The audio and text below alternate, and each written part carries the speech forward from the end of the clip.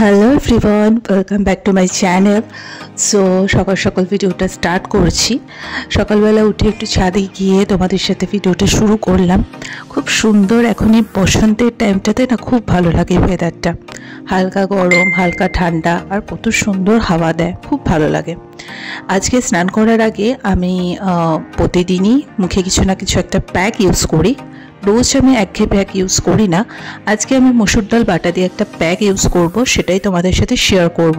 ঘরোয়া পদ্ধতিতে তোমরা যদি এই প্যাকগুলো ইউজ করো তাহলে যথেষ্ট ভালো ফল পাবে। আমি খুব ভালো ফল পাই বলেই তোমাদের সাথে শেয়ার করি। সো আজকে আমি একটুখানি মসুর ডাল বাটা নিয়ে নিয়েছি। মসুর ডালটা সারা রাত একটুখানি ভিজিয়ে সেটাকে একটু গ্রাইন্ডারে পেস্ট করে নিতে হবে। মসুর ডাল বাটার সাথে তোমাদের পরিমাণ মতো একটু বেসন নিয়ে নেবে, একটু চালের গুঁড়ো নিয়ে নেবে, তার সাথে একটু মধু নিয়ে নেবে। ঠিক আছে, ব্যাস, দ্যাটস এনাফ। আর কিচ্ছু এর মধ্যে যাবে না।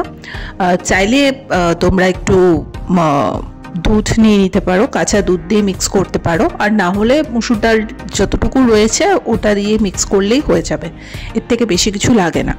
তো এটা দিয়ে ভালো করে একটা ফেটিয়ে নেবে, দেন একটা প্যাক তৈরি হয়ে গেল। এটা তোমরা মিনিমাম 30 মিনিটের জন্য রেখে দাও, ব্যাস, তার বেশি লাগবে না।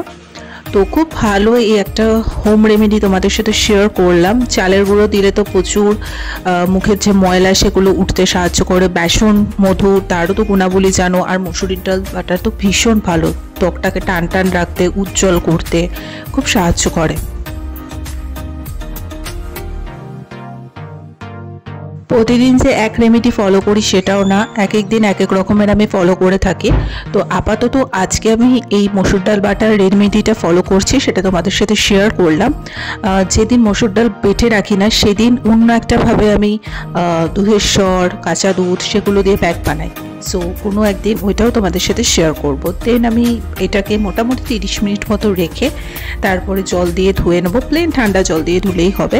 তারপর তোমাদের দেখিয়ে দিচ্ছি, স্কিনটাও কিন্তু ভীষণ ব্রাইট হয়ে যায়, খুব সফট হয়ে যায়, আর খুব ভালো লাগে দেখতে।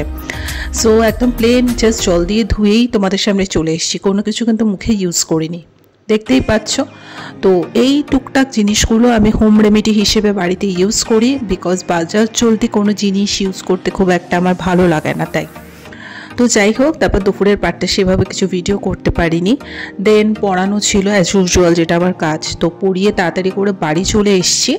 আর রান্নাঘরে ঢুকতে না ঢুকতে দেখছি ভাই অলরেডি মোগলাই আর অনেক দিন পর ফিশ ফ্রাই নিয়ে এসছে। অনেক দিন হয়ে গেছে ফিশ ফ্রাই খাই না, তো আমি লোভ সামলাতে না পেরে তাড়াতাড়ি ফ্রেশ হয়ে গেছি। আর মোগলাই আর ফিশ ফ্রাই এটা দিয়ে আজকে রাতে ডিনারটা করে নেবো। সো তোমাদের কাদের কাদের মোগলাই ভালো লাগে, এটা ফিশ ফ্রাই না, এটা ফিশ ফিঙ্গার, কাদের কাদের ফিশ ফিঙ্গার খেতে ভালো লাগে অবশ্যই জানিও। আর আজকে ভিডিওটা ভালো লেগে থাকলে লাইক, কমেন্ট, শেয়ার, সাবস্ক্রাইব করে দিও। আর দুপুরের পার্টটা একটু মিসিং থাকে, বিকজ সবসময় অত টাইম হয় না ভিডিও করার, ঠিক আছে। তো যতটুকু সম্ভব হয় যেটুকু ক্লিপ নিয়ে রাখি শেয়ার করে দিই।